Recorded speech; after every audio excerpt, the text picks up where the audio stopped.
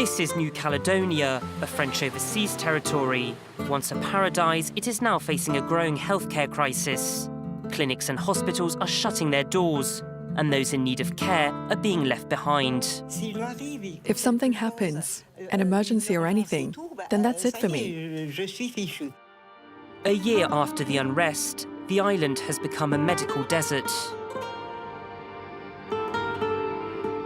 Here in the remote Kumak region, some 30,000 people are now without a functioning hospital. The mayor says the situation is devastating.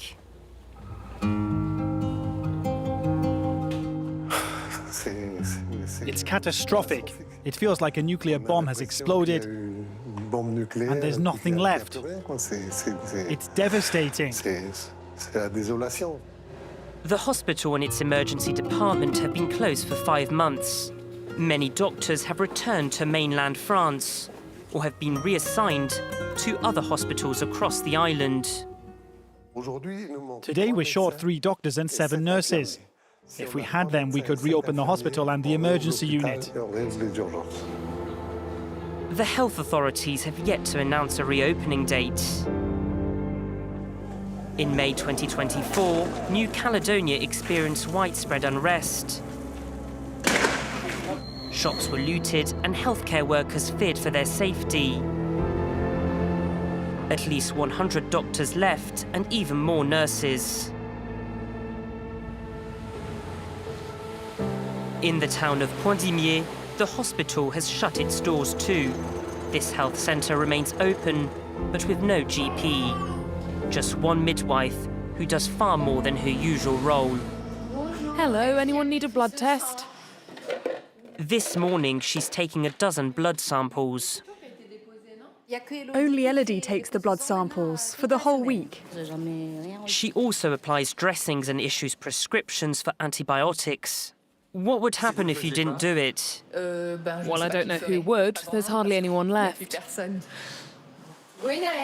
At times, events take a dramatic turn.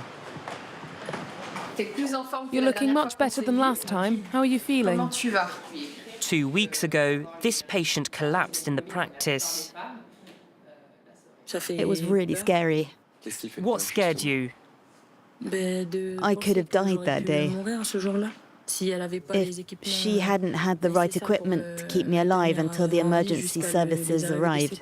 She suffered a severe hemorrhage. The midwife placed her on IV and applied pressure to the wound for 4 hours until the medics finally arrived. That day I was an ER nurse and a bit stressed too, because that's not normally my role.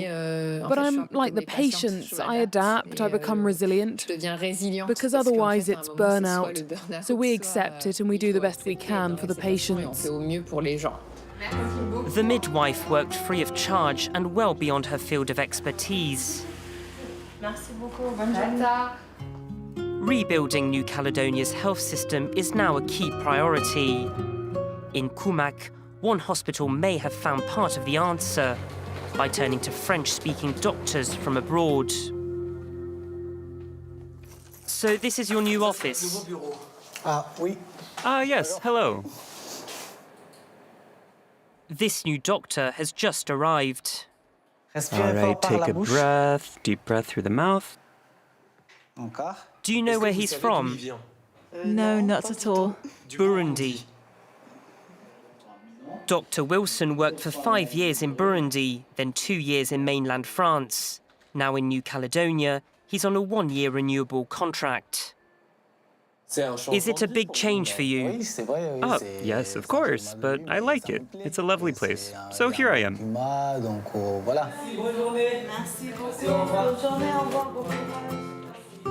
But with just one doctor, reopening the emergency department is not an option. So locals are taking matters into their own hands. Le pilier de l'association, Dr Achard, mon collègue de Caledonia. Doctors, both active and retired, along with firefighters, have created a volunteer-run emergency department. They even have their own ambulance. This was originally a fishing bag for storing lures, but we've converted it into an emergency dressing kit. A dressing kit? Yes, a dressing kit.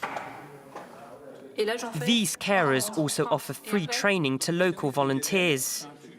Despite learning the basics, they remain concerned.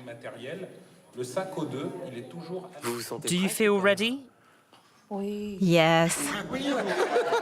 As long as Kevin's with us. As soon as the emergency unit reopens, we won't have a purpose anymore. We always tell ourselves it will happen next month. But as the months go by, we're still here. But you remain hopeful. But we remain hopeful, and I tell myself that everyone will have been trained and will be able to make use of it in their everyday life. New Caledonia's health system was already struggling before last year's unrest. Now it has crumbled, or perhaps even collapsed, and things could get worse. A recent study suggests that 1 in 2 healthcare workers might still leave the island.